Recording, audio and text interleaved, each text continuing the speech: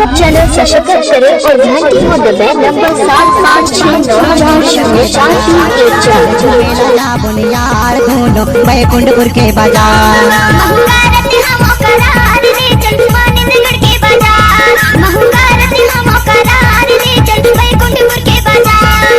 गाड़ी चढ़ा के ले घूटोला,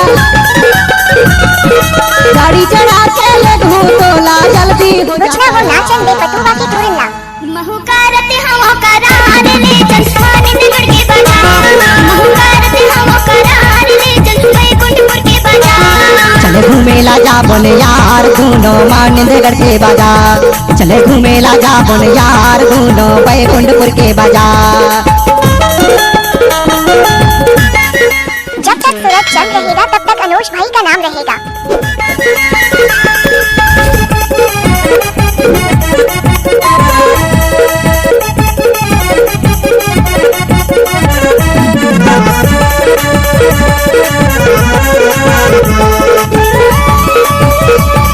मोबाइल नंबर 9623285578। बड़मन भावन शहर बसे है तीरे महास्तोरा, मुकुट बरोबर मंदिर सजे है सीधे बाबा के पहाड़।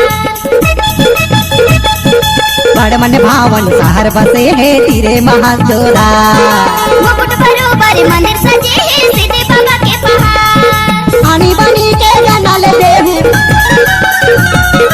आनी बनी के जनल देहू ले देहू नलतिया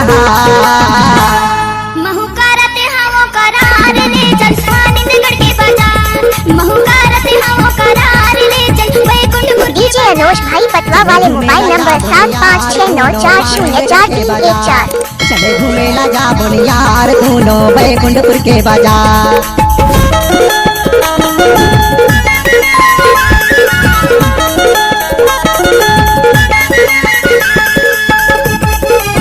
अनोश भाई पटुआ वाले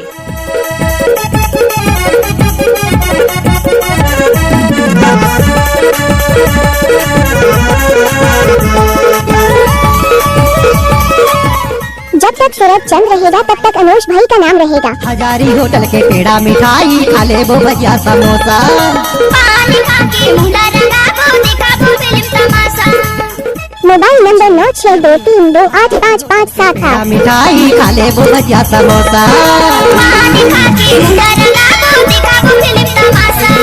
मीना बाजार में झूला झूला हूँ, मीना बाजार में झूला झूला हूँ चुहक ले वो खुशिया।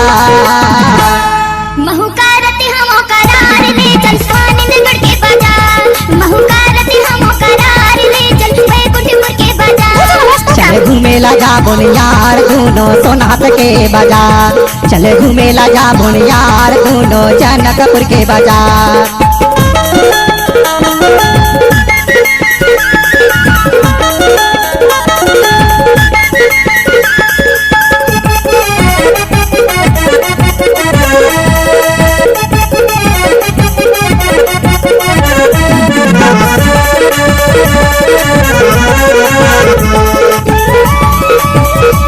जब तक सूरज चंद रहेगा तब तक अनुज भाई का नाम रहेगा। बीचे बाजार में कर्मा दरिया लाके हमन रिझाबो, हीरो हीरोइन बन के चलना संगमा फोटो खिंचाबो। बीचे बाजार में कर्मा दरिया लाके हमन रिझाबो, हीरो हीरोइन बन के चलना संगमा फोटो खिंचाबो। रंग रंगली ओ छैल छबेली, रंग रंगली ओ छैल छबेली करहू तो लबर प्यार। महूकारते हम करार ले जसवानी नगर के बाजार महूकारते हम करार ले बैकुंठपुर के बाजार। चले घूमेला जा बोल यार दोनों अनोश को कॉल करवाया यूट्यूब चैनल सब्सक्राइब करें और घंटी को दबाएं। नंबर 7569043114। फटाफटी चढ़ा के ले घूटोला जल्दी से हो जाता यार। चले घूमेला जा बोल यार दोनों मानंदगढ़ के बाजार, चले घूमेला जा बोल यार दोनों। अनुज भाई पटुआ वाले महूकारते हम करार ले बैकुंठपुर के बाजार महूकारते हम करार ले मानंदगढ़ के बाजार। चले घूमेला जा बोल यार दोनों मानंदगढ़ के बाजार, चले घूमेला जा बोल यार दोनों बैकुंठपुर के बाजार चले घूमेला जाबन यार दोनों मानंदगढ़ के बाजार। Mobile number 9623285578।